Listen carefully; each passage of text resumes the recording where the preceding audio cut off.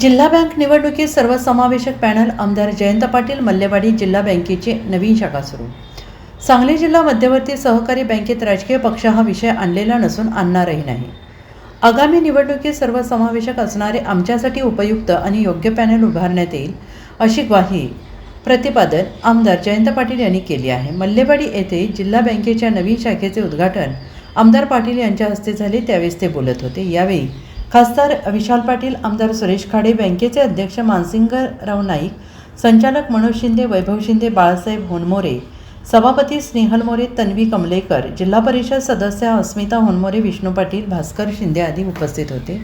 आमदार पाटील यांनी म्हटलं आहे की राज्यातील इतर जिल्हा बँकांच्या तुलनेत सांगली जिल्हा बँकेची आर्थिक प्रगती उल्लेखनीय आहे. ठेवी आणि कर्ज वाटपात सातत्यानं वाढ होत आहे. सहकारी साखर कारखाने, ऊस, द्राक्ष, डाळिंब, केळी उत्पादक शेतकरी तसेच विकास सोसायट्यांना बँकेमार्फत प्राधान्याने कर्ज पुरवठा केला जातो आहे. आमदार खाडे यांनी म्हटलं आहे की जयंत पाटील यांनी लक्ष घातले असल्याने बँकेची प्रगती दिवसेंदिवस वाढते आहे. खासदार पाटील यांनी म्हटले, बँकेच्या वतीने या भागातील शेतकऱ्यांसोबत बिगर शेती कर्ज देऊन उद्योग व्यवसाय उभारणीसाठी मदत करू. अध्यक्ष नाईक यांनी म्हटलंय, समाजातल्या प्रत्येक घटकाला बँक आपली वाटली पाहिजे असे बँकेचे काम सुरू आहे. संचालक बाळासाहेब होनमोरे यांनी स्वागत केले. यावेळी सरपंच विनायक पाटील, उमेश पाटील, दिलीप पवार, राजकुमार भोसले, अमोल शिंदे, कलगोंडा, पडसलगे, B.R. पाटील, प्रकाश क्षीरसागर, नामदेव शिंदे आदी उपस्थित होते.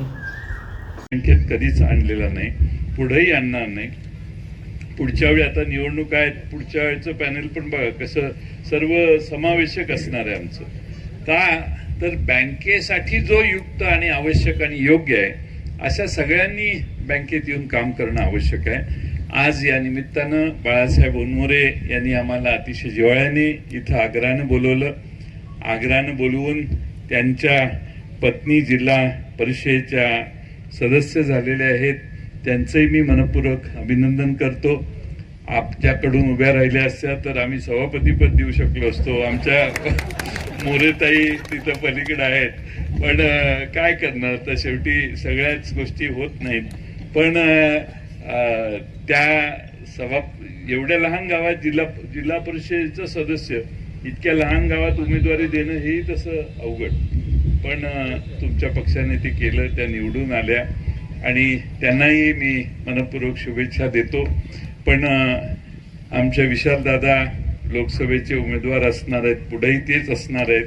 त्यामुळे तुम्ही मागं लोकसभेला जे केलं तेच पुढच्या लोकसभेला करायचं, एवढं मात्र ठरवा. मला बोलवाल न बोलवाल. Bureau report, SBN Marathi, Sangli.